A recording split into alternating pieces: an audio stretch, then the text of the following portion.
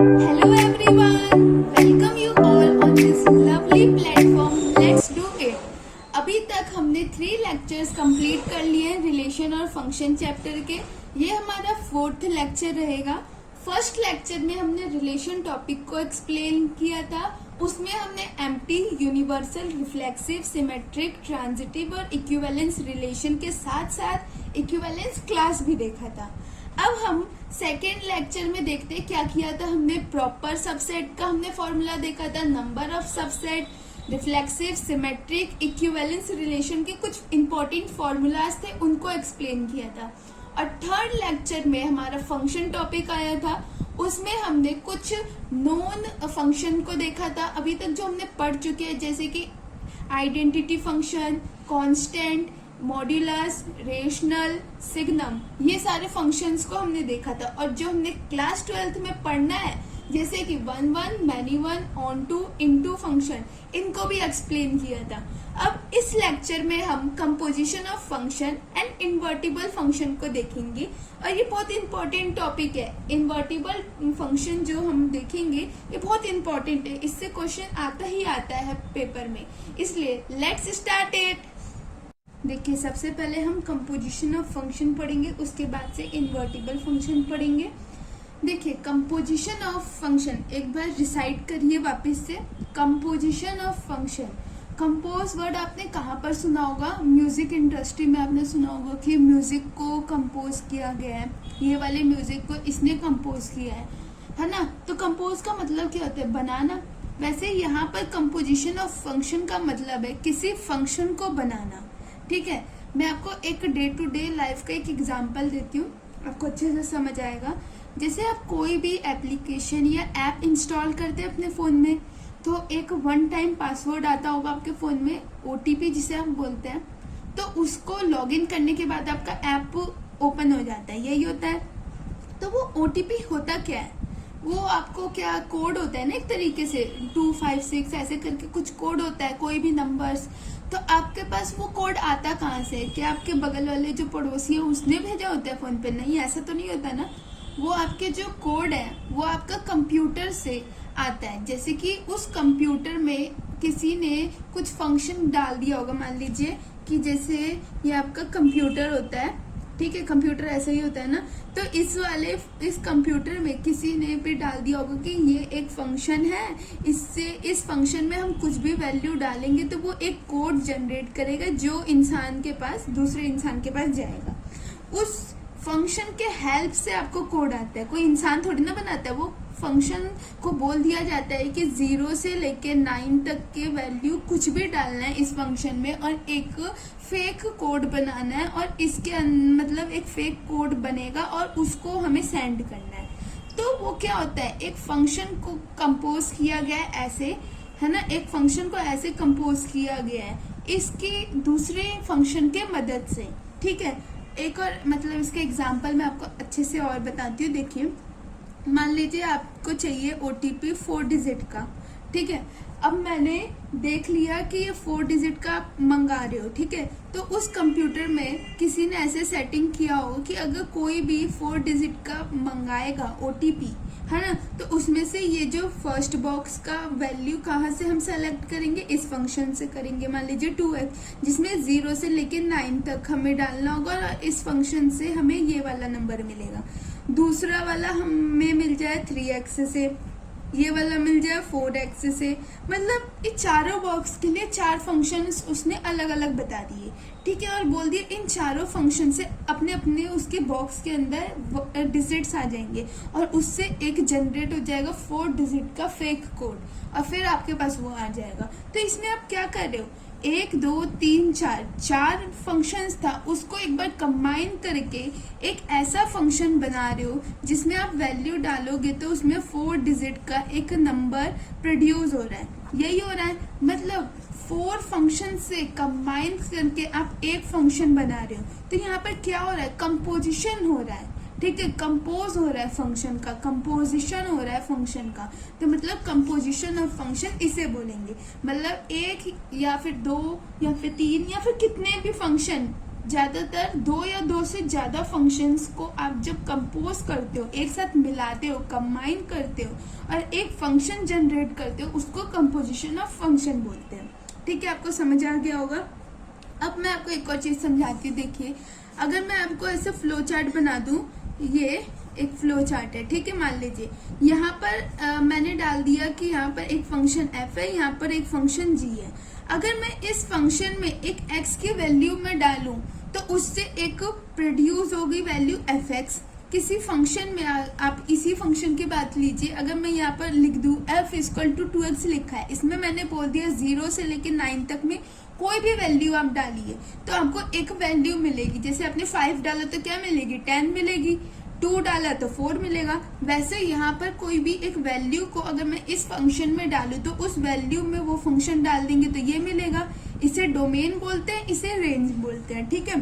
अब मैंने इस वाले रेंज को एज अ डोमेन यूज किया इस फंक्शन के लिए, g के लिए, और g फंक्शन में जब मैंने fx डाला तो हमें क्या मिलेगा, g ऑफ fx। मतलब इस फंक्शन में मैंने इसको एक डोमेन की तरह डाला तो हमें रेंज मिला। ये इतना समझ आपको आ गया। मैंने यहाँ पर एक फंक्शन का ये यूज किया, एक फंक्शन का ये यूज किया और दो फंक्शन से मिलकर एक ये बनाया। इसको बोलते हैं कंपोजिशन ऑफ फंक्शन, ठीक है। आप इसको ऐसे भी बोल सकते हो कि GOF, ठीक है। g ऑफ f में जब आप एक x की वैल्यू डालोगे तो आपको क्या मिलेगी, GOFX, यही मिलेगी। जब आप x की वैल्यू इसके अंदर डालोगे तो ये मिलेगी। अब आप सोचोगे ये GOF क्या होता है। GOF एक जिसने ये बनाया होगा उसने एक GOF एक फंक्शन का नाम रख दिया है, बस सिंपली एक नाम रखा है। आप इसकी जगह आप C लिखते है ना, C एक नाम रख लेते। तो अगर x की वैल्यू C के अंदर डालोगे तो क्या प्रोड्यूस होगा, CX, मतलब उस फंक्शन में x की वैल्यू डाल दो और वो मिल जाएगा। तो इसी को कंपोजिशन ऑफ फंक्शन बोलते हैं। इसका मतलब कुछ भी नहीं है, बस एक फंक्शन को ये डिनोट करने के लिए ऐसे लिखा है, इसने एक नेम रख दिया है बस सिंपली, ठीक है। जैसे कि GOF जो होता है इसका मतलब ये होता है कि f को हमने g के अंदर डाला है, ठीक है। GOF का मतलब होता है f को g के अंदर डाला है और मैंने बोला कि जब x को इसके अंदर डालेंगे तो हमारा GOF x मिलेगा। मतलब यहाँ पर ये पूरा सा एक फंक्शन हमें मिला हुआ है पहले से कि हमने f को जब हमने g में डाला तो ये हमारा एक फंक्शन बना हुआ पहले से मिला हुआ है। अब इस फंक्शन में जब हम ये वैल्यू डालेंगे, x कोई वैल्यू है, इसको डालेंगे तो इस फंक्शन में हम इस फंक्शन पे इस वैल्यू को डालेंगे तो हमें ये मिलेगा, ठीक है। बस नॉर्मली यही है। अब इसको आप डिनोट कैसे करोगे, ये देखिए अब इसको आप डिनोट करोगे। अब आप लिखोगे कि एक फंक्शन f था जिसमें मैंने a डाला तो मिला मुझे b। एक फंक्शन g था जिसमें मैंने डाला b, क्योंकि इसका रेंज मैंने इसको यूज किया एज अ डोमेन, ठीक है। तो b डाला तो मिला c, ठीक है। तो आप इन दोनों को ये भी लिख सकते हैं GOF, मतलब f फंक्शन को g में डाला है, यही तो डाला है। इसमें क्या हुआ है, A to C, मतलब A to C कैसे आया आपका, जब आपने F को इसके अंदर डाला तो ये C आया। ऐसे ही GOF जो भी हमने पीछे देखा था, इसमें क्या देखा था हमने, ये था A, ये था B और ये था C। यहाँ पर फंक्शन था f, यहाँ पर फंक्शन था g और इसको बोलते हैं GOF। तो आपने f में जब a डाला तो b मिला, f में a डाला तो b मिला, g फंक्शन में अपने b डाला तो c मिला, b डाला तो c मिला, ठीक है। ऐसे ही एक फंक्शन कोई था हमने बना लिया था जिसको हमने GOF बोलते हैं, आप c भी बोल लीजिए। उसमें जब आपने a डाला तो आपको c मिला, GOF में जब आपने a डाला तो आपको c मिला। समझ आ गया आपको। अब आप ये देखिए, जब यहाँ से आपने x डाला, x की वैल्यू यहाँ पर x की थी, x की वैल्यू जब आपने इसमें डाला, x की वैल्यू जब आपने GOF में डाला तो आपको क्या मिला, GOF वाले फंक्शन में x की वैल्यू। अब आप इसको कैसे लिख सकते हो, GOF को आप fx को कैसे लिख सकते हो, आप ऐसे लिख सकते हो, मतलब किसी फंक्शन को हमने g के अंदर डाला, पहले हमने x को एक फंक्शन f में डाला, उस फंक्शन को फिर हमने g में डाला, ऐसे लिख सकते हो। लेकिन इसके लिए यहाँ पर एक चीज इंपॉर्टेंट है, ये लिखना फॉर ऑल, इसको बोलते हैं, इस सिंबल को बोलते हैं फॉर ऑल। v के साइन बना दो, बीच में से काट दो, उसको बोलते हैं for all x belongs to a। वो सारे के लिए जब x बिलोंग करता है a को, ठीक है, उसको बोलते हैं। ठीक है, तो ये ऐसा हमने फॉर ऑल क्यों लिखा है, क्योंकि आपको पता है फंक्शन का डेफिनेशन क्या होता है, every element of set A has unique image in set B, यही होता है उसका फंक्शन का डेफिनेशन। तो अगर मैं यही ना लिखूं तो ये तो फंक्शन ही नहीं कहलाएगा, तो फंक्शन ही नहीं है तो कंपोजिशन ऑफ फंक्शन क्या करेंगे, हम कंपोज कैसे करेंगे दूसरा फंक्शन, जब पहले ही फंक्शन आपका फंक्शन नहीं कहला रहा है तो आप कंपोज कैसे करोगे, कंपोजिशन ऑफ फंक्शन कैसे करोगे। इसलिए ये लिखना बहुत इंपॉर्टेंट है, for all X belongs to A. अब आपको समझ आ गया होगा, अब आपको मैं एक बार बता देती हूँ, देखिए वापस से। कंपोजिशन ऑफ फंक्शन का बेसिकली मतलब है दो या दो से ज्यादा, है ना, फंक्शन को मिला के एक न्यू फंक्शन को प्रोड्यूस करना, that is called composition of function. इसको आप डिनोट करते हैं GOF या फिर FOF या फिर GOG, कुछ भी करके, मतलब बीच में O का मतलब क्या होता है, ऑफ का मतलब क्या होता है, का मतलब F का मतलब F को आपने G के अंदर डाला है, वो फंक्शन आपने जनरेट किया है। ठीक है, नॉर्मली बस इतना ही है आपका मतलब। अब मैं आपको इसका एक दो क्वेश्चन बता देती हूँ कैसे करना है आपको। देखिए, ये देखिए fx ये दिया हुआ है 8x³ और gx दिया हुआ है x की पावर 1/3। आपको निकालना है f ऑफ g और GOF, ये आपको निकालना है। GOF का मतलब क्या है, f को आपको g के अंदर डालना है, और f ऑफ g का मतलब क्या है, g को आपको f के अंदर डालना है। ठीक है, तो अब आप एक बार डाल के देखिए, जैसे मैंने पहले बोला आपको GOF निकालो, तो आप f क्या है ये, और इसको आप इसके अंदर डालेंगे, तो डालिए x 1/3 था, ये gx था। ठीक है, अब आप g की जगह यहाँ पर x की जगह fx लिख दीजिए, है ना, और यहाँ पर x इक्वल था, तो x की जगह अब आप यहाँ पर क्या लिखेंगे, fx की वैल्यू मतलब fx का होल क्यूब, यह लिखेंगे। ठीक है, अब आप इसको ऐसे लिखेंगे, देखिए यहाँ पर लिखेंगे आप 8x³ की पावर 1/3, 8x³ 1/3, यही लिखेंगे। तब आप इसको कैसे आगे लिख सकते हैं, अब इसको नॉर्मली आपको बस सॉल्व करना है। तो देखिए आप इसको ऐसे लिख सकते हैं, हमारा था यहाँ पर 8x³ का होल 1/3, यही था। अब आप इसको लिख सकते हैं 2x का होल क्यूब, और ये 1/3 यहाँ से ये कटा तो आ गया 2x। आपको बस सॉल्व करना है, तो ये आपको क्या निकल गया, GOF। ठीक है, अब मैं बोल दूं यहाँ पर आपको f ऑफ g निकालना है, मतलब g को f के अंदर डालना है। तो आपका g क्या था, ये आपको g दिया हुआ था, आपको f क्या दिया हुआ था, 8x³। तो अब आप fx इक्वल टू 8x³ दिया है, यहाँ पर x की जगह आपको क्या डालना है, gx डालना है ना। तो यहाँ पर आप क्या लिखोगे, gx का होल क्यूब। ठीक है, अब gx की वैल्यू आप पुट कर दोगे, gx की वैल्यू क्या है, 1/3 का होल 3। ठीक है, अब आप क्या करोगे, ये इससे कट जाएगा तो 8x आ जाएगा, आ गया। तो ये क्या निकल गया का f ऑफ g, समझ आया, g ऑफ f मतलब f को g में डालना है, और f ऑफ g का मतलब होता है g को f के अंदर डालना है। इसका बेसिकली ये है कंपोजिशन ऑफ फंक्शन, मतलब आपने दो फंक्शन लिया है ना, एक सेपरेटली एक फंक्शन था f और एक था g, उन दोनों को मिला के आपने f ऑफ g बना दिया, that is called composition of function. यहाँ पर भी देखिए, एक था g एक था f, अलग अलग था, पहले अलग अलग सेपरेट रखा हुआ था, उसको आपको एक बार कंबाइन करना था, कंपोज करना था दूसरा फंक्शन, जिसका नाम आपने GOF लिख दिया। ये GOF कोई नाम आपने ये मत सोचने कैसे बन गया नाम, ये बस एक जनरल केस मतलब जनरलाइज कर दिया गया है कि अगर जब किसी से बनेगा, जब f को हम g में डाल देंगे तो GOF बोलेंगे, f को f के अंदर डाल देंगे तो f ऑफ f बोलेंगे, मतलब जो जिसको डालेंगे वो इस साइड और जिसमें डालेंगे वो इस साइड। ठीक है, बस इसको ऐसे बना दिया। आप सी भी बोलते तो भी गलत नहीं होता, लेकिन अब इसको जनरलाइज कर दिया तो आप ऐसे ही लिखना। ठीक है, इसको ही बोलते हैं कंपोजिशन ऑफ फंक्शन, ये बहुत इजी था। ठीक है, मतलब आपको एक फंक्शन को दूसरे फंक्शन में डालना है और उससे आपको एक नया फंक्शन मिलेगा, उसको बोलते हैं कंपोज करना किसी फंक्शन को, है ना, कंपोजिशन ऑफ फंक्शन। देखिए, हम अब पढ़ेंगे इनवर्टिबल फंक्शन। इनवर्टिबल फंक्शन को एक बार रिपीट करिए, क्या मतलब आ रहा है इनवर्टिबल, इनवर्स, इनवर्स, इन्वर्ट, यही सब आ रहा है। इनवर्स मतलब क्या होता है? अपोजिट। इन्वर्टिबल मतलब क्या होता है? अपोजिट। अगर आप नॉर्मल देखिए, आपसे अगर मैं डायरेक्ट पूछ लूँ इन्वर्टिबल मतलब क्या होगा, तो आप देखोगे इन्वर्टिबल मतलब हो सकता है इन्वर्स। इन्वर्स मतलब होता है उल्टा, अपोजिट, है ना। तो वैसे ही है। अब ये ध्यान से समझिए, देखिए इन्वर्टिबल फंक्शन में आप पहले अभी हमने पढ़ा GOF, एफ ऑफ जी, वो सब क्या होता है ना, वो कंपोजिशन ऑफ फंक्शंस होते हैं। मतलब कैसे दो फंक्शंस को एक फंक्शन बनाया जाता है ना, उसको बोलते हैं कंपोजिशन ऑफ फंक्शन। अब उसी का यूज़ होने वाला है इसमें।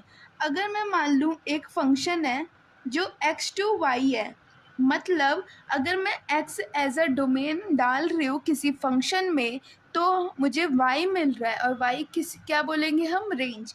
ठीक है। अगर मैं किसी फंक्शन में x डालूंगी तो मुझे अगर y मिल रहा है, और g दूसरा फंक्शन है कोई, उसमें अगर मैं y डालूँ और मिल रहा है मुझे x, तब हम बोलेंगे f जो है इन्वर्स है g का।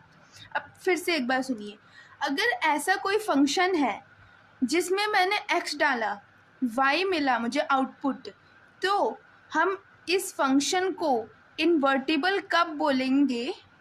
इस फंक्शन को जब किसी फंक्शन में हम x डाल रहे हैं और हमें y मिल रहा है, इस वाले फंक्शन को हम इन्वर्टिबल कब बोलेंगे? इन्वर्टिबल तब बोलेंगे जब ऐसा कोई फंक्शन हमें मिल जाए जब हम y डालें उसमें एज अ डोमेन तो हमें x मिले। मतलब इसका अपोजिट, अगर जब हम किसी फंक्शन f में x डाल रहे हैं तो y मिले, और ऐसा कोई फंक्शन मिल जाए हमें जैसे कि g, उसमें हम ये डालें, ये इसके लिए रेंज था लेकिन इसके लिए अब हम यूज़ कर रहे हैं एज अ डोमेन, तो जब हम y डालें तो हमें वही वापस से मिल जाए, तो इसका मतलब जो f है वो इसका इन्वर्टिबल है। ये जो f है ये इन्वर्टिबल है, तो आप ये बोल सकते हो कि f जो है इन्वर्स है g का। ठीक है, समझे? इन्वर्टिबल फंक्शन का मतलब होता है अगर कोई एक ऐसा फंक्शन मिले जिसमें हम x डालें और हमें मिले y एज अ रेंज, और उसी रेंज को हम यूज़ करें डोमेन की तरह दूसरे फंक्शन में, जो हमें वही वापस डोमेन दे, इसका डोमेन दे, मतलब इसका रेंज हो लेकिन इसका डोमेन हो, अपोजिट दे, इसमें x डाले तो y मिले और इसमें y डाले तो x मिले, तो इसको बोलते हैं हम इन्वर्टिबल। ठीक है, ये वाला फंक्शन जो है इसका इन्वर्स है, हम ये भी बोल सकते हैं। तो एक बार वापस से डेफिनेशन पे आइए, तो हम क्या डेफिनेशन बोल सकते हैं इन्वर्टिबल फंक्शन का? अब ध्यान से सुनिए कि क्या बोलेंगे। A function f dot x, ये y, मतलब इसको रिप्रेजेंट कर दो, और इसको रिप्रेजेंट करने का मतलब क्या है? किसी फंक्शन में x डाले और y is said to be invertible if there exist a function, अगर वहाँ पर एग्जिस्ट करेगा एक ऐसा फंक्शन जैसे कि ये, मतलब ये है ना, जहाँ पर g में हम y डालेंगे, इसका रेंज डालेंगे तो हमें डोमेन x मिलेगा, हम तो उसको बोलेंगे invertible, that is called invertible function. और यहीं पर हम बोल सकते हैं जो फंक्शन g है या फिर फंक्शन f है, दोनों को हम एक दूसरे का इन्वर्स बोल सकते हैं। अगर मैं बोलूँगी g is the inverse of f, है ना, या फिर f is the inverse of g, हम ऐसे भी बोल सकते हैं। तो आपको समझ आया होगा। और अगर मैं इसको कंपोजिशन ऑफ फंक्शन की तरह से देखूं, तो अभी मैंने आपको बताया था कंपोजिशन ऑफ फंक्शन क्या होता है, 2 या 3 या 4 कितने भी फंक्शन को मिला के एक फंक्शन जो प्रोड्यूस होता है उसको हम कंपोजिशन बोलते हैं। तो अगर मैं GOF बोल दूं, इसका मतलब क्या है? आपको पता चल गया है कि f को g में डाल देना। अगर मैं f को g में डालूंगी, ध्यान से सुनिए, अगर मैं f एक फंक्शन है जिसको मैं g में डाल रही हूँ, तो f एक फंक्शन है जिसको मैं g के अंदर डालूंगी, इसका मतलब क्या है? f क्या है? y जो इसका आउटपुट निकल रहा है, तो इस y को तो मैं g में डाल रही हूँ, मतलब ये डाल रही हूँ, तो क्या मिलेगा? x, मतलब क्या मिलेगा? ix। समझे? मतलब अगर मैं एक फंक्शन को g में डालूंगी तो ix मिलेगा। कैसे? जब फंक्शन f जो था उसको कैसे हम लिख रहे थे? ऐसे लिख रहे थे, ऐसे लिख रहे थे। तो ये फंक्शन में जब हम x डाले तो क्या मिला y। अब इस y को तो हम g में डाल रहे हैं ना, जो निकलेगा वही ना डालेंगे कि यही डाल देंगे स्टार्टिंग वाला, ये डाल रहे हैं। इसका मतलब अगर g में जब हम ये डालेंगे, g में हम y डालेंगे तो हमें क्या मिल रहा है x, तो क्या मिल रहा है x, ठीक है। मतलब f को जब g के अंदर डालेंगे तो क्या मिलेगा ix। और अगर f ऑफ g, अब g का मतलब क्या है, g को मतलब ये होता है, अभी हमने ऊपर लिखा था g मतलब y को डाल रहे तो x मिल रहा है। अब x मतलब आउटपुट है, तो x को अब फंक्शन में डालेंगे, f फंक्शन में, क्योंकि ये सुनिए जो इस साइड वाला होगा, जैसे कि यहाँ f है, यहाँ g है, तो उसका आप क्या डालेंगे, आउटपुट ही तो डालेंगे, उसका इनपुट तो डालेंगे नहीं। इनपुट से तो ये खुद f निकला है, अब इसका जो आउटपुट निकला होगा उसी से तो f में डालेंगे आप। तो यहाँ पर f फंक्शन का क्या निकला है आउटपुट y, तो y को आप फिर g में डालेंगे, y को जब आप g में डालते हैं तो x निकलता है। वैसे ही यहाँ पर f ऑफ g है, तो g का जो आउटपुट आया होगा उसको आप f में डालेंगे, तो g का आउटपुट क्या है x, तो x को जब आप फंक्शन f में डालेंगे, फंक्शन f में x को डालेंगे तो y आ रहा है, इसका मतलब i y। तो हम ये भी बोल सकते हैं कि जब g o f आई एक्स आ जाए एंड एफ ऑफ जी जब आई वाई आ जाए तो ये इन्वर्टिबल कहलाएगा। ये दोनों ना सेम ही है, बस मैंने इसको कंपोजिशन में लिख दिया है। आप ध्यान से देखिए, इसको बस मैंने कंपोजिशन में लिखा है। जैसे मैंने बताया था कि फंक्शन f उसमें x डालूंगी तो y आ रहा है, g एक फंक्शन जिसमें y डाल रहे हैं तो x आ रहा है। अगर मैं इन दोनों को एक साथ मेरे को बनाना है, एक ही फंक्शन बनाना है, तो मैं कैसे बनाऊंगी, जी ओ एफ का मतलब क्या है, f वाले का जो आउटपुट होगा वो g में डालना। f वाले का आउटपुट क्या है, y है, तो y को अब जब g में डालेंगे, तो अभी हमने पढ़ा है जब y को, ये y डालने का मतलब में क्या है, y का मतलब डोमेन, डालने का मतलब इनपुट डोमेन, ये सब सेम है, ठीक है। तो y को जब हम लोग इस फंक्शन में डाल रहे हैं एज अ डोमेन, तो हमें क्या मिल रहा है, रेंज x। तो यहाँ पर क्या है, इसका मतलब जी ओ एफ क्या आ जाएगा, आई एक्स। वैसे ही अगर f ऑफ g है तो g का जो आउटपुट होगा उसको f में डालेंगे, g का आउटपुट क्या होता है, x को जब हम लोग f फंक्शन में डालेंगे, फंक्शन f में x डालेंगे तो क्या आ रहा है, y। इसका मतलब f ऑफ g का मतलब क्या है, आई वाई। तो आप ये भी बोल सकते हो, अगर कोई फंक्शन इन्वर्टिबल फंक्शन है तो आप उसको चेक कैसे करेंगे, तो उसमें आप बता सकते हो अगर जी ओ एफ मेरा आई एक्स आ जाए और f ऑफ g मेरा आई वाई आ जाए, तो आपको पता चल जाएगा कि ये इन्वर्टिबल है। और आप एक दूसरे का इसको इन्वर्स भी बोल सकते हैं, जैसे आपने यहाँ पर बोला g is a inverse of f, है ना। और इसको आप डिनोट ऐसे करते हैं, जैसे जो जिसका इन्वर्स होगा तो इसको ये बोलेंगे। जैसे अगर मैं यहाँ पर बोल दूँ जो फंक्शन g है उसको मैंने बोला इन्वर्स ऑफ f, है ना, इन्वर्स है f का, तो g को आप रिप्रेजेंट इन्वर्स ऑफ f मैं बोल रही हूँ, तो g को रिप्रेजेंट आप ऐसे भी कर सकते हैं, है ना। तो इसको ऐसे, अगर मैं बोलूँ f जो है वो इन्वर्स है g का, तो आप ऐसे भी बोल सकते हो, समझ गए। अब देखिए एक और मेन बात होती है इसमें कि इन्वर्टिबल फंक्शन जो होता है वो अगर इन्वर्टिबल है मतलब इन्वर्स है, तो वो हमेशा 1 होगा और ऑन टू भी होगा। ये आपके पेज नंबर 15 पे डेफिनेशन 9 पे सेकंड लाइन लिखा है। ये बहुत इंपॉर्टेंट है। अगर मान लीजिए आपको प्रूफिंग का क्वेश्चन आ रहा है और आपको एक क्वेश्चन, जैसे अभी मैं बताऊंगी, आप क्वेश्चंस की चिंता मत करिए। आप सोच रहे होंगे अभी तक के वीडियो में मैम आपने ज़्यादा क्वेश्चंस नहीं कराए, उसकी आप चिंता मत करिए, आप बस कॉन्सेप्ट समझिए। और जो अगर मेरे को लग रहा है कि इस कॉन्सेप्ट से आपको ये समझ नहीं आ रहा है कि ये वाला टॉपिक का क्वेश्चन कैसे हो, तो उसी टाइम मैं बता दे रही हूँ आपको। और रही क्वेश्चंस की बात कि कैसे आएंगे, हमें और प्रैक्टिस करनी है, वो आपके लिए वीडियोस आते रहेंगे, स्टे ट्यून, ओके। देखिए अब जो मैंने बताया कि अगर कोई फंक्शन इन्वर्टिबल होता है तो उसका मतलब क्या है कि वो फंक्शन 1 भी होगा और ऑन टू भी होगा। ये मस्ट है कि वो 1 भी होगा, ऑन टू भी होगा। अगर वो इन्वर्टिबल है ना, तो वो ऐसा नहीं होगा कि मतलब अगर कोई फंक्शन दिया है, आपसे पूछे कि ये इन्वर्टिबल है कि नहीं है, तो आप उसको पूरा जी ओ एफ और एफ ऑफ जी निकाल के देखोगे कि ये इन्वर्टिबल है कि नहीं है।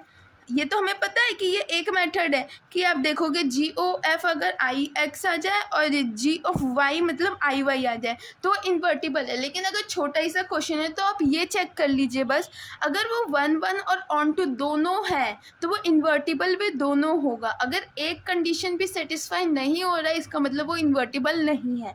इसका कन्वर्स भी यही है, अगर मान लो मैं बोल दूँ ये फंक्शन इन्वर्टिबल है ना, तो पूछ रहा है कि ये वन वन होगा ऑन टू होगा क्या होगा, तो आप बोलो जब ये इन्वर्स है इन्वर्टिबल है तो ये वन वन भी होगा ऑन टू भी होगा, अगर ये वन वन और ऑन टू है तो ये इन्वर्टिबल भी होगा। समझ गए, ये पॉइंट बहुत इम्पॉर्टेंट है, ठीक है, प्रूफ करने के लिए क्वेश्चंस को। अगर आपको दोनों फंक्शन अगर मान लो जी भी नहीं दिया एफ भी नहीं दिया, मतलब एक ही फंक्शन दिया, एक तो देगा ही, जी दिया है ना, एफ नहीं दिया, तो आप कैसे जी ओ एफ निकाल लोगे, कैसे एफ ऑफ जी निकाल लोगे, तो ये मेथड फेल हो जाएगा वहाँ पर।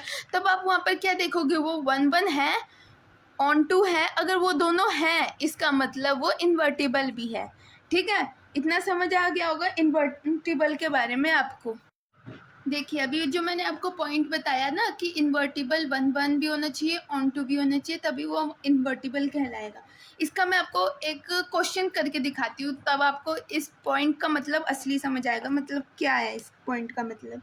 अगर मैं लिख दूँ एस एक कोई सेट है जो है 1 2 और 3, मैंने एक लेट कर लिया, ठीक है, इसमें फंक्शन दिया हुआ है हमें एस टू एस, मतलब अगर जो हम वैल्यू इसमें से डालेंगे वही हमें एस निकल के आ रही। पता है जहाँ पर भी आपको ना ये दिखे उसका मतलब कुछ होता है, आप ये मत सोचिएगा कि क्वेश्चन में ये फालतू का दिया रहता है, ऐसा नहीं है, ये डोमेन होता है, ये रेंज होता है, मतलब आप ये इनपुट डालोगे तो ये आउटपुट है, ऐसा मतलब होता है इसका। तो अगर एस डालोगे, एस मतलब कोई सेट में से इनमें तीनों एलिमेंट्स में से कोई एलिमेंट डालोगे तो वही एलिमेंट आएगा, ये मतलब हो गया, ठीक है।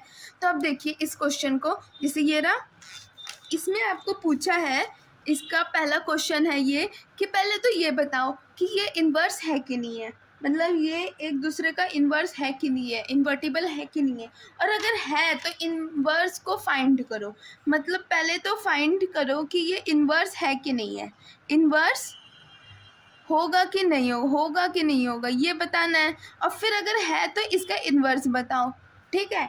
तो अब देखिए इसका मैं आपको फर्स्ट क्वेश्चन बताती हूँ। मान लीजिए फर्स्ट क्वेश्चन दिया हुआ है आपको 1 1, ठीक है, 2 2, एक 3 3, और ये सेकंड क्वेश्चन इसी का दिया है आपको 1 2, ठीक है, 2 1 और 3 1, ठीक है, और थर्ड दिया है 1 3 3 2 और 2 1, ठीक है, ये बुक का ही है।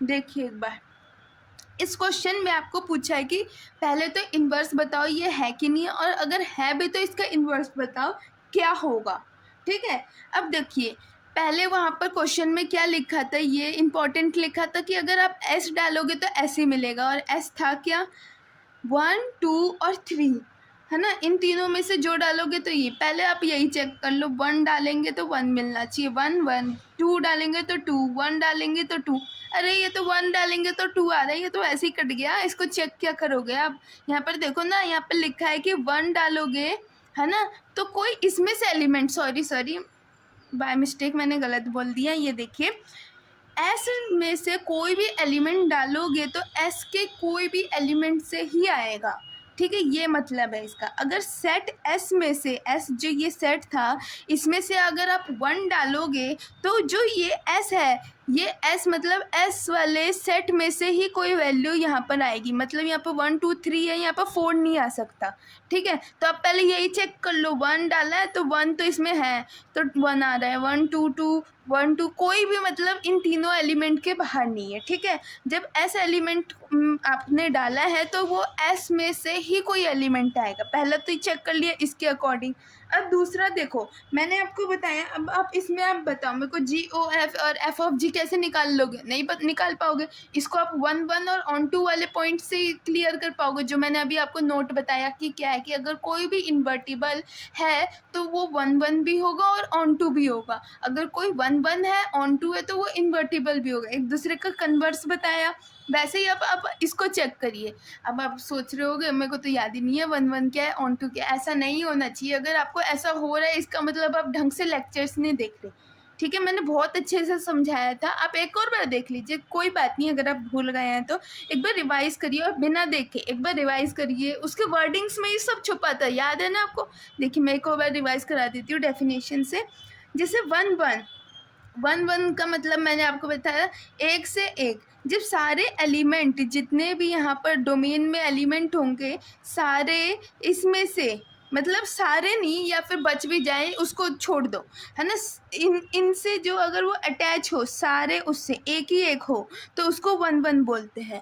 और ऑन टू किसे बोलते हैं? जब रेंज इक्वल टू कोडोमेन हो। अब आप बोलोगे कोडोमेन और रेंज ये सब मैंने बता दिया है आपको, एक और बार मैं आपको बता देती हूँ। रेंज का मतलब आउटपुट, अगर आप 1 डाल रहे हो तो जो इस साइड आ रहा है वो रेंज कहलाएगा। लेकिन अगर आप 1 डाल रहे हो यहाँ पर जो भी वैल्यू सबसे अटैच है, लास्ट में 4 बच गया, एक एग्जाम्पल है, और इससे कोई भी अटैच नहीं, तो इसे आप रेंज नहीं बोलोगे, आप बोलोगे ये क्या है, ये पूरा एक कोडोमेन है, लेकिन इसे रेंज नहीं बोलोगे। ठीक है, तो ऑन टू क्या होता है? जब रेंज इक्वल टू कोडोमेन हो जाए तो उसको ऑन टू बोलते हैं। वन वन किसे बोलते हैं? जब एक से एक एलिमेंट निकले, मतलब एक से एक एलिमेंट का प्रोडक्शन हो तो उससे वन वन बोलते हैं। ठीक है, अब देखिए, आप यहाँ पर चेक करिए, जैसे यहाँ पर लिखा है 1 1, है ना। इसका आपको नहीं समझ आया तो इसका सेट बना सकते हैं, मतलब वही सर्कल, और फिर कर सकते हैं। अगर वैसे भी नहीं हो रहा तो आप ऐसे देखिए, मैं अभी समझा रही हूँ आपको। देखिए 1 और 1, ठीक है, 2 और 2, 3 और 3। तो यहाँ पर एक छोटा सा मैं बना लेती हूँ, 1 2 और 3 लिखा है, 1 2 3, ये है ना, ऐसे ही बन रहा है। अब देखो ये 1 1 है, हाँ है, सबसे एक ही एक हो रहा है। ऑन टू है, रेंज इक्वल टू कोडोमेन है, हाँ है। तो ये 1 1 भी है, ऑन टू भी है, इसका मतलब ये क्या होगा? इन्वर्टिबल होगा। अब आपको ये पता चल गया, क्वेश्चन में पूछा था कि अगर इन्वर्टिबल है कि नहीं है, तो ये है। अब उसका इन्वर्स निकाल दो। इन्वर्स मतलब आप क्या समझते हो? उल्टा, अपोजिट। तो इसका अपोजिट भी तो यही आएगा ना, तो बोल सकते हैं इसका इन्वर्स क्या होगा? 1 1 ही रहेगा, 2 2 ही रहेगा, है ना, और 3 3 ही रहेगा। समझ गए? अब ये वाला चेक करिए, इसमें क्या लिखा है? 1 2 2 1 3 1। नहीं समझ आ रहा? इसको बना 1 2 3 1 2 3 1 2, ठीक, 2 1, ठीक, 3 1। तो देखो यहाँ से ये तो सही था, लेकिन ये 3 1 गड़बड़ हो गया, क्योंकि अब ये दोनों एलिमेंट के ये तो 1 1 तो नहीं कहलाएगा, क्योंकि एक का एक ही होना चाहिए, 1 1 नहीं है ना। अब onto range equal to codomain है, नहीं है। जब range is not equal to codomain होता है तो मैंने उसको भी बताया था आपको, क्या बोलते हैं? इनटू बोलते हैं। याद आ गया ना? देखो समझ के पढ़ोगे तो याद आएगा। अगर range is not equal to codomain तो ऑन इनटू बोलते हैं। तो ये ऑन टू नहीं है, ना ही 1 1 है, तो ये क्या है? इन्वर्टिबल ही नहीं है। तो जब इन्वर्टिबल ही नहीं है तो उसका इन्वर्स कहाँ से होगा? ठीक है, तो ये क्वेश्चन भी हो गया, ये क्वेश्चन भी हो गया। अब थर्ड क्वेश्चन आप खुद से करिए, फिर मैं बताती हूँ। करिए, बहुत बच्चे बोल रहे हैं कि जल्दी जल्दी करा दो, हम स्पीड बढ़ा दे रहे हैं, 5 सेकेंड आगे बढ़ा दे रहे हैं। अब कर दो, मुझे तो आता है, पेन कॉपी हम नहीं पकड़ेंगे। अरे करोगे तभी तो आएगा, एक बार कोशिश तो करो। जो कर रहे हैं उनको करने दो फिर। अरे करके देखो ना, सही में तभी आएगा आप लोग को, अगर आप नहीं करोगे तो फिर नहीं आएगा। जैसे मैंने 2 बता दिए, थर्ड आप करके देखो। चलिए, आपने कर लिया होगा। अब देखिए 1 3 3 2 2 1, है ना। तो अब यहाँ पर देखिए, मैं इसको सर्कल वापस से बना लेती हूँ। 1 2 3 1 2 3, 1 से 3 है, 3 से 2 है, 2 से 1 है। तो देखो 1 1 है कि नहीं है? हाँ 1 1 तो है, सबका एक ही एक है ना। ऑन टू है कि नहीं है? Range is equal to codomain है कि नहीं है? हाँ है। इसका मतलब ये इन्वर्टिबल होगा। इन्वर्टिबल है, इसका मतलब अब इन्वर्स बताओ, इन्वर्स क्या होगा? तो इसका इन्वर्स तो आप बता ही सकते हो। ये जो इन्वर्स है, इसका इन्वर्स मतलब इसका अपोजिट, तो क्या होगा? 3 1 2 3 और 1 2, यही तो होगा। ठीक है, इन्वर्स बता दिया आपने। तो देखिए इस क्वेश्चन में आपको क्या समझ आया? इस क्वेश्चन को मेरे को कराने का मतलब ये था कि अगर आपको किसी क्वेश्चन में दो फंक्शन ना दिए हो तब आप कैसे पता करोगे कि उसमें इन्वर्स है कि नहीं है, क्योंकि आपने अगर यही पढ़ रखा होगा कि F of G equal to I X, G O F equal to I X, अगर आपने रट लिया होगा तो आप कैसे करोगे? तो आप ये समझो कि अगर वैसे दो फंक्शन दिया रहेगा तब आप इन्वर्टिबल कैसे करोगे? जी ओ एफ ऑफ जी के मदद से। अगर आपको दो फंक्शन नहीं दिया है ना, एक ही फंक्शन दिया है, जैसे ये क्वेश्चन था इसमें आपको सिर्फ एक फंक्शन का ये दे दिया था, अब आपसे पूछा ये इन्वर्टिबल है कि नहीं है, तो वो अब आप क्या करोगे, इसमें आप 1 और ऑन टू चेक करना, अगर हो गया इसका मतलब इन्वर्टिबल है, अगर है तो उसका इन्वर्स बताओ तो उसका अपोजिट कर देना, अगर वो नहीं है तब तो कोई बात ही नहीं है। तो आपको समझ आ गया होगा, ठीक है। अब देखिए इनवर्स वाले ये टॉपिक है, इसमें ना दो थ्योरम आपके दिए हुए हैं, ठीक है। पहला तो थ्योरम ये बोलता है कि H O G O F equal to H O G O F. ये आपको जाना पहचाना कुछ लग रहा है? ये आपका एसोसिएटिव प्रॉपर्टी है, कुछ याद आया? देखिए जो हमने पढ़ा बचपन से पढ़ते आ रहे हैं, ए बी सी, अगर पहले मैं इन दोनों का मल्टीप्लाई कर दूँ, इससे कर दूँ, या फिर इन दोनों का वैसे ही नहीं है, सेम टू सेम, लगभग। अब आप देखिए मैं इसको एक बार प्रूव करके बताती हूँ, क्योंकि आप ये याद रखिएगा मैथ्स में आपसे कोई ये बोले ना ये याद रख लो तो वो कभी भी नहीं होता। हाँ ये कुछ फॉर्मूलाज जैसे कुछ होते हैं जो आपको उस समय के लिए याद रखना होता है, लेकिन उसका प्रूफिंग बीएससी मैथिक ऑनर्स जो करते हैं, मैथ्स ऑनर्स जो लोग करते हैं उसमें वो सीखते हैं, तो इसलिए अभी वो याद करा सकते हैं, लेकिन कभी भी ऐसा नहीं होता कि उसका कोई रीज़न ना हो, ठीक है। देखिए अब मैं आपको इसका एक बार प्रूफ बता देती हूँ ये होता कैसे है। ये आप दो तरीके से कर सकते हैं, एक तो जैसे एच का एक सेट ले लो, जी का ले लो और एफ का ले लो, और फिर तीनों को प्रूफ करके दिखा दो। लेकिन उससे भी अच्छा मेथड ये होता है कि आप रिजल्ट निकालो इसी टर्म्स में, क्योंकि जब वो में लिट्स में निकालोगे तो वो पर्टिकुलर के लिए होगा, जैसे आप 5-6 कुछ सेट लोगे तो वो पर्टिकुलर केस पर ड्रिल मतलब के लिए होगा, इसलिए ज़्यादा प्रेफर किया करिए कि जनरल निकालें, ठीक है। अभी आप देखिए अगर मैं ले लूँ जैसे कि LHS ले लूँ, इसको प्रूफ करना है, ठीक है मुझे। देखिएगा अब मैं इसको करती हूँ, जैसे कि आप इसको क्या लिख सकते हैं, अभी मैंने आपको पीछे बताया था, एक चीज़ बताया था ना, याद है आपको कुछ, G O F equal to G O F X, ऐसा कुछ बताया था, कुछ भी याद है आपको जो ये मैंने नहीं बताया था? इसको हम ऐसे लिख सकते हैं for all X belongs to A. वैसे ही अगर मैं इसको लिख दूं ऐसे तो कोई प्रॉब्लम? इसको ऐसे, इसका मतलब भी तो यही है कि मेरे को इससे इन दोनों का पहले मुझे क्या करना है, इन दोनों में कंपोजिशन करना है, फिर उसको इस एच से करना है, यही ना मतलब है। इसको अब मैं इसकी तरह लिख सकती हूँ, ये देखिएगा, इसको इस वाले को मैं ऐसे लिख सकती हूँ, जैसे कि ये मान लीजिए जी ओ एफ एक्स, जैसे ये ऐसे लिख सकती हूँ मैं, इसकी तरह ही लिखा, जैसे यार था फिर अंदर, फिर ये था ये अंदर चला गया, लिख सकते हैं। अब आप इसको आप ये भी लिख सकते होंगे, ठीक है, लिख सकते हैं। नॉर्मली मैंने किया क्या है ये तो देखिए, आप रटिएगा मत, ये देखिए पहले ये था क्या, मतलब एक्स को एफ में डाला, एफ को जी में डाला, एफ एक्स को एफ में डाला, एफ को जी में डाला, वही यहीं पर किया है, एक्स को पहले एफ में डालेंगे, एफ से जी को करेंगे, फिर इसका जो आएगा उसको एच से करेंगे, ठीक है। यहाँ पर इसी को मैंने इसके साथ लिख दिया है, एक्स को एफ में, एफ एक्स मतलब हम जी में डालेंगे, जी को इन दोनों का कंपोजिशन करेंगे, एच में डालेंगे, ठीक है। तो इसको मैंने ऐसे लिख दिया है। अब ये हो गया, मैंने इतना कर दिया LHS में। अगर मैं RHS लूँ, जैसे कि RHS क्या है हमारा, ये है, अगर मैं यहाँ पर ऐसे ले लूँ, जैसे यहाँ पर मैंने x लिया तो वहाँ पर भी मैं x ले सकते हैं ना, और यहाँ पर अब देखिए ऐसे ही करना है, जैसे यहाँ पर x था यहाँ पर भी मैं x ले लूँ, मतलब इसको ऐसे लिख सकते हैं, ये बताइएगा आप ऐसे लिख सकते हैं? बोलिए, यहाँ पर वो भी आएगा, क्या बोलते हैं ये, क्योंकि कुछ तो ब्रैकेट आने चाहिए ना, पहले इसका हम कर दे और फिर इससे करें, पूरे से पहले इसका कर दे, मतलब ये पूरा एक साथ कर दे और इसको एक साथ, फिर इसको इसमें डालेंगे, ऐसे कर सकते हैं। अब इस वाले को अगर हम ऐसे लिख दे तो H G F X और यहाँ पर ये, बताइए लिख सकते हैं कि नहीं, पहले आप बताइए मुझे। कि जैसे कि हमने यहाँ पर किया था, पहले x को f में डाला, f को g में डाला, फिर इससे जो आया उसको h में किया कंपोजिशन, ठीक है। लास्ट में हमने इसको ऐसे लिख दिया, लिख सकते हैं। अब इस वाले को हमको बनाना था, यही तभी प्रूफ होगा।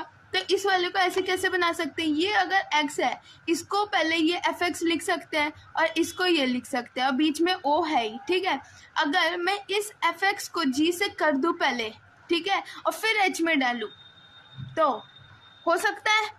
देखिए पहले आप, तो ये जब दोनों इक्वल है तो इसका मतलब हमने जो थ्योरम पहला पढ़ा था कि ये एसोसिएटिव जैसे कि जी ओ एफ का करे और फिर एच से करे, या फिर एच ओ जी से कर दे और फिर एफ से करे, दोनों का मतलब एक ही होगा, ठीक है, समझ गए आप।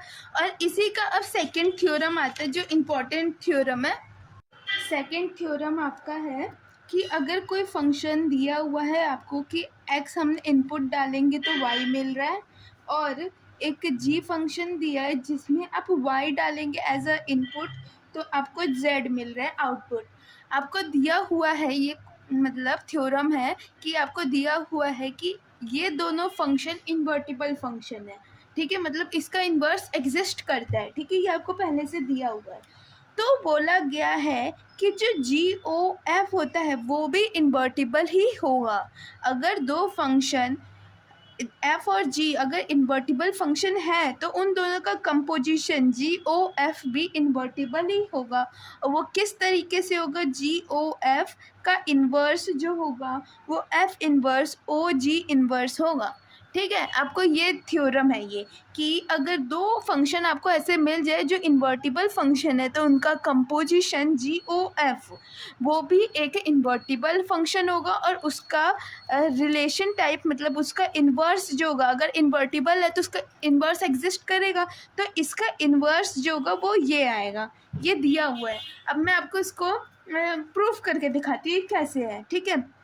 आपको ये पता है कि अगर दो फंक्शन दिया रहता है तो हम उसको कैसे इन्वर्स प्रूफ करते थे, G O F equal to I X और F of G equal to I Y proof करते थे। तो इसमें भी आपको दो फंक्शन दिया हुआ है तो आप इसको भी ऐसे ही करेंगे। तो ये अगर इसका इन्वर्स है तो इसको मान लीजिए आप b, अगर आपको इतना कन्फ्यूज़न हो रहा है तो इसको मान लीजिए b और इसको a, मतलब a का इन्वर्स b दिया है, इसका मतलब a और b क्या है, एक दूसरे का इन्वर्स है। तो इसको आप प्रूफ कैसे करेंगे, तो मैं ऐसे कर सकती हूँ, इसको आप लिख सकते हैं बी ओ ए, है ना, बी ओ ए निकालो एक बार और एक बार ए ओ बी निकालो, जैसे जी ओ एफ और ए एफ। तो इसको मैंने पूरे को बी मान लिया, इसको ए मान लिया, तो ये ऐसे लिख सकते हैं, ठीक है। B O A equal to, है ना, B O A equal to अगर आपका आई एक्स आ जाए और A O B equal to I Z आ जाए तो उसको आप बोलोगे क्या, वो इन्वर्टिबल है ना, इसको हम प्रूफ कर रहे हैं। तो पहले हम इसको देखते हैं,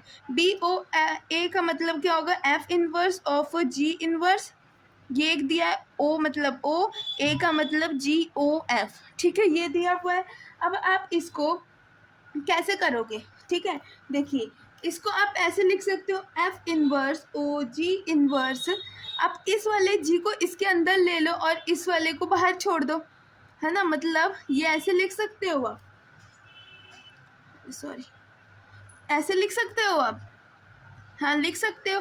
अब देखो इसको मैं एक साथ, इसमें अब आप थ्योरम 1 मैंने क्या पढ़ा था कि तीन फंक्शन हो तो उसको हम पहले इसको मल्टीप्लाई करें फिर इससे करें, या फिर इसको मल्टीप्लाई करें फिर इससे, तो इस पूरे को आप ऐसे लिख सकते होगे जी इनवर्स ऑफ जी, ठीक है, ऐसे लिख सकते हो। अब जी का इन्वर्स ऑफ जी मतलब जी की वैल्यू जी इन्वर्स में डालो, ओ मतलब यही होता है, मैंने बताया था जी ओ जी या एफ ऑफ जी, मतलब इसको इसमें डालो, तो इस जी को जी इन्वर्स में डालो। तो जी क्या था, हमें दिया हुआ था, है ना, जी क्या दिया हुआ था हमें, ये देखो जी हमें दिया होता ये, ठीक है, जी हमें यही दिया हुआ था। अब इसमें हमें जी इन्वर्स क्या होगा, इसका जेड ये होगा, ठीक है। अब इसका मतलब हमें इस वाले को इसके अंदर डालना है, यही ना बोल रहा है ये। तो अब आप इस वाले को इसमें डालोगे, मतलब z को इसमें डाल रहे हो तो क्या y आएगा, इस पूरे की जगह y आएगा। तो आप क्या लिख सकते हो, f inverse of I Y of O F. ठीक है, इससे समझ आया। g को आप इसके अंदर डालो तो g का आउटपुट ही तो डालोगे, इनपुट तो डालोगे नहीं, आउटपुट डालोगे z, है ना। z को आप इसके अंदर डालोगे तो क्या आएगा आपको, y, है ना। तो y आ गया। अब आप देखो इस पूरे की जगह आप ये आई वाई लिख सकते हो। ठीक है, अब देखिए इसको आप वापस से g इनवर्स ओ, g को आप आई वाई लिख सकते हो। देखो g inverse of g I Y हो गया। अब आप यहाँ पर g इनवर्स ऑफ g की जगह आप आई वाई लिख सकते हैं, है ना। तो अब देखिए लिखते हैं हम, जैसे अब लिख सकते हैं हम I inverse of I Y equal to मतलब ओ एफ। ठीक है, ये लिख सकते हैं आप। अब इसका मतलब क्या है, आई वाई को एफ इनवर्स में डालना। एफ का मतलब क्या था, हमने देखा था एक्स में को डालेंगे तो वाई आ रहा है, ये मतलब होता है। तो एफ इनवर्स का मतलब क्या है ना, एफ इनवर्स का मतलब है जब वाई को डालेंगे हम तो हमें एक्स मिलेगा, यही होता है इसका मतलब। तो आई वाई को जब आप एफ इनवर्स में डालोगे, आई वाई को एफ इनवर्स में डालोगे तो क्या होगा, आई वाई को एक्स इनवर्स में तो एक्स आएगा। ठीक है, आई वाई को देखो जब एक्स वाई में डाल रहे, इस फंक्शन में वाई डाल रहे तो एक्स आ रहा है, तो इसको इसमें डालेंगे तो क्या आएगा, एक्स आएगा, आएगा ना। तो देखो अब इस पूरी की जगह हम क्या लिख सकते हैं, हम आई एक्स ऑफ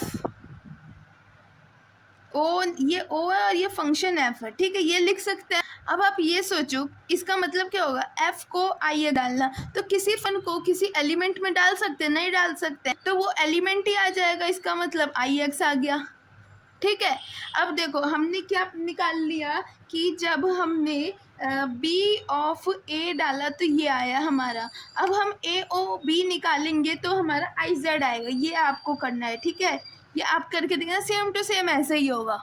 ठीक है, वहाँ पर बस हम लोग को जी की बात हो रही है वहाँ पर, इसलिए लास्ट में जेड आ रहा है। तो अब यहाँ पर आई एक्स आ रहा है, यहाँ पर आई जेड आ रहा है, इसका मतलब जी ओ एफ बी इन्वर्टिबल है। ठीक है, आई होप यू अंडरस्टैंड।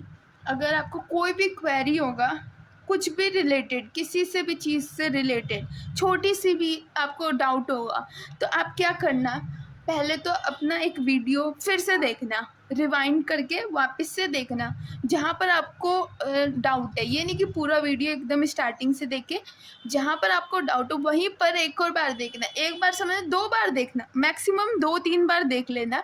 उसके बाद भी अगर आपको डाउट हो रहा है, वैसे तो 2-3 के बाद आपको डाउट नहीं होना चाहिए, अगर आपको हो रहा है तो आप एक बार बुक खोलना, बुक के में भी ये सब चीज़ लिखा है और उसमें एग्जाम्पल्स दिए हुए हैं, और एग्जाम्पल्स में आपको भी बताती हूँ, यहाँ पर आप एग्जाम्पल से समझना। अगर उससे भी नहीं हो रहा तो आप फिर कमेंट्स करना, मैं आपको रिप्लाई देने की पूरी कोशिश करूँगी। ठीक है, आपको ये समझ आ गया होगा। देखिए, तो इन्वर्टिबल में इतना ही था, ये 2 थ्योरम हो गया।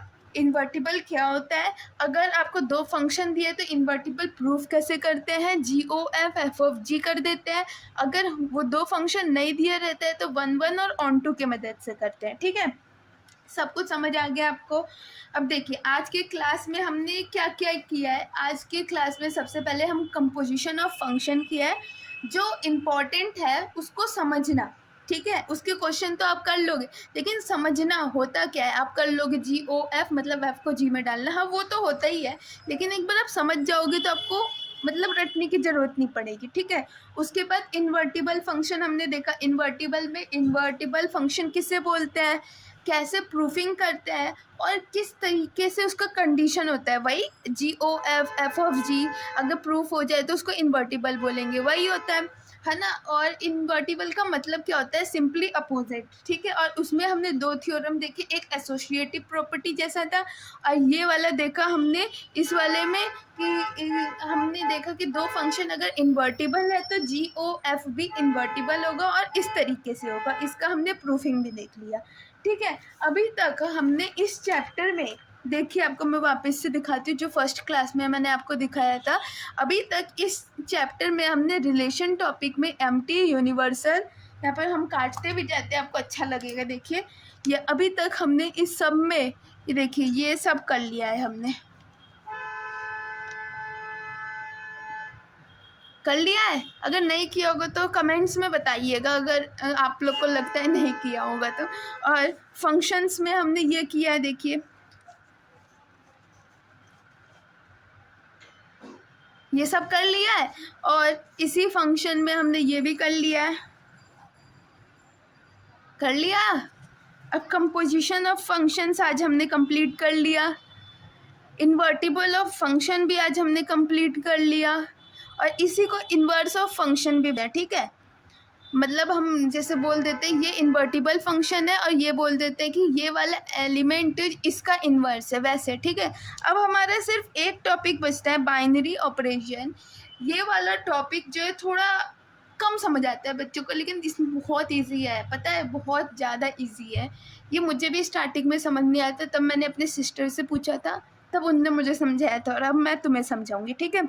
तो देखो इस वाले टॉपिक में ना बहुत इम्पोर्टेंट है, इसलिए नेक्स्ट लेक्चर अच्छे से देखना, और अभी तक के जितने भी लेक्चर्स हुए हैं सब अच्छे से देखना, और उससे ही पढ़ के अपने नोट्स बनाना। अगर आपको नोट्स लगता है बनाने की, जो छोटे बहुत हैं पॉइंट्स, उसको मैं आपको PDF फॉर्म में डिस्क्रिप्शन में दे दूँगी, है ना।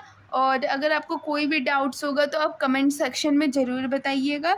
अब हमारा सिर्फ एक बाइनरी ऑपरेशन टॉपिक बचता है इस चैप्टर का। उसके बाद से अभी ये चैप्टर ख़त्म नहीं हुआ, ये तो सिर्फ टॉपिक्स था, सारा टॉपिक्स हमने रिलेशन और फंक्शन का जितना भी टॉपिक्स हमने किया है सिर्फ ये था अभी। उसके बाद से हमें क्या करना है कि जितने भी टॉपिक्स हमने पढ़ रखे हैं अभी तक, उन सब के क्वेश्चंस करना है, ठीक है, अकॉर्डिंग टू टॉपिक्स। जैसे जैसे हमने टॉपिक्स कवर किया वैसे वैसे क्वेश्चंस हम ज़्यादा नहीं करेंगे, कुछ क्वेश्चंस करेंगे, है ना, कि जिससे आपको समझ आ जाए। लेकिन ऐसा भी नहीं है कि हर टॉपिक से करेंगे ही नहीं, छोड़ देंगे, स्किप कर, सबसे करेंगे, ठीक है। इसलिए स्टे ट्यून। और चलिए इसी के साथ हम लोग आज का लेक्चर ख़त्म करते हैं। Thank you for your supports, है ना, आपके बिना ये नहीं होता। थैंक यू उसके लिए, और चलिए बाय।